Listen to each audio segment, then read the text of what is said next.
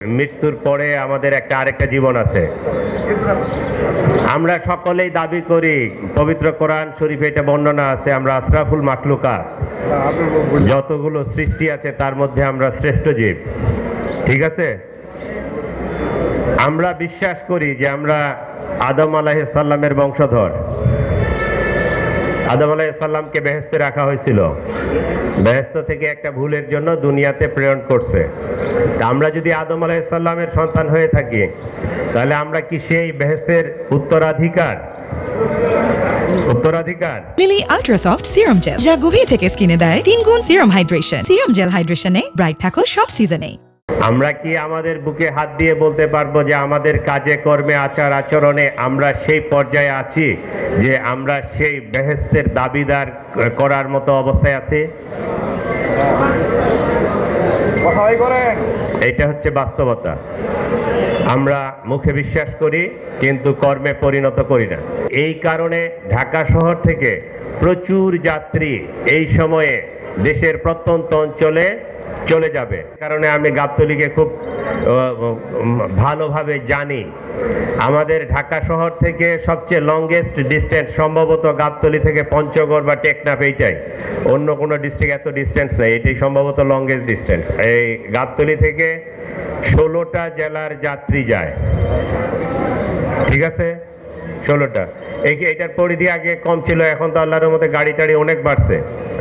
আমরা যদি বিশ্বাস করি যে আমরা আশরাফুল মাখলুকাত, আমরা সৃষ্টির সেরা, রমজান মাস শেষে আমরা একটা সুন্দর ঈদ উপহার দিব, তাহলে আমাদের যার যার লেভেল থেকে আমাদের কিছু দায়িত্বশীল ভূমিকা পালন করতে হবে। আমাদের কাজ কি? আপনারা ব্যবসা করবেন, যারা চাকরি করে, যারা ব্যবসা করবে, যারা অন্য কাজ করবে, কিন্তু এইটা যেন সুন্দরভাবে হয়, সঠিকভাবে হয়, এইটাই আমাদের চাওয়া পাওয়া। আমি যদি চাকরিতে আমার উপর অর্পিত দায়িত্বগুলো আমি ঠিকমতো পালন না করি, আমি সরকারি চাকরি করি, বেসরকারি চাকরি করি, যাই করি না কেন, আমার হালালটা রিজেক্টটা কিন্তু হালাল হবে না। আমি ব্যবসা করি, ব্যবসায় যদি 100 টাকার জিনিস আমি 300 টাকায় বিক্রি করি, ব্যবসা কি এটা হালাল বলছে?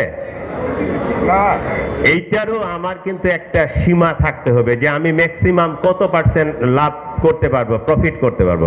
আমরা এটা করি না। এই আসন্ন ঈদ উপলক্ষে আমরা মনে করি মানে প্রতিবারে যেটা এক্সপিরিয়েন্স যেটা হয়, বিপুল সংখ্যক যাত্রী যাবে, আবার ঈদের পরে আবার আসা শুরু করবে। এই চলাচলের পথে তারা যেন নির্বিঘ্নে চলাচল করতে পারে, এইটাই আমাদের সকলের চাওয়া পাওয়া। এই কারণে আমাদের কি করতে হবে? রাস্তার যে নিরাপত্তা, এটা নিশ্চিত করতে হবে।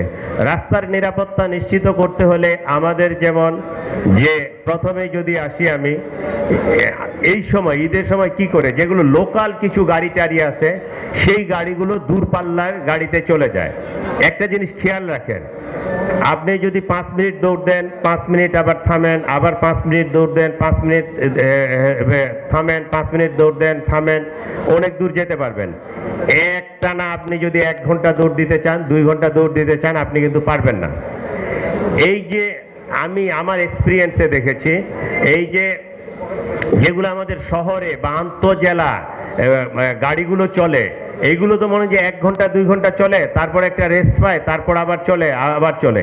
এই গাড়িগুলোই যখন মনে করেন যে ওই দিনাজপুর যাচ্ছে, পঞ্চগড় যাচ্ছে, তার 10 ঘন্টা 12 ঘন্টা, ওই 3-4 ঘন্টা যাওয়ার পরে ইঞ্জিন সিজ হচ্ছে, গাড়িটা রাস্তায় বিকল হয়ে যাচ্ছে, একটা ব্রিজের উপর এটা থেমে যাচ্ছে, তখনই কিন্তু বিরাট একটা ট্রেইল সৃষ্টি হবে। 1, 2 হচ্ছে ওই গাড়িতে যে যাত্রীগুলো যাচ্ছে, এই যাত্রীগুলো কিন্তু এই রাস্তার মাঝখানে দাঁড়ায় গেল রোজা রমজানের দিন, সে কিন্তু অন্য আর গাড়িও পাবে না, যেতেও পারবে না, একটা ভোগান্তির শিকার হবে। এই ড্রাইভার বা এই যারা হেল্পার ছিল, ওরাও কিন্তু এটা বুঝতে পারে না বা জানতে পারে না যে আমার এটা আন্তঃজেলার গাড়ি, আগে 2 ঘন্টা চলছে, এইটা যখন আমি টানা 10 ঘন্টা চালাবো, আমার এই ইঞ্জিনের সেই ক্যাপাসিটি আছে কিনা, সেই পরিমাণ লোড নিতে পারে কিনা, এই সময় এই কাজটা করে। এই জিনিসটা যেন না হয়, অতি পুরাতন গাড়ি যেন আমরা রাস্তায় না নামাই।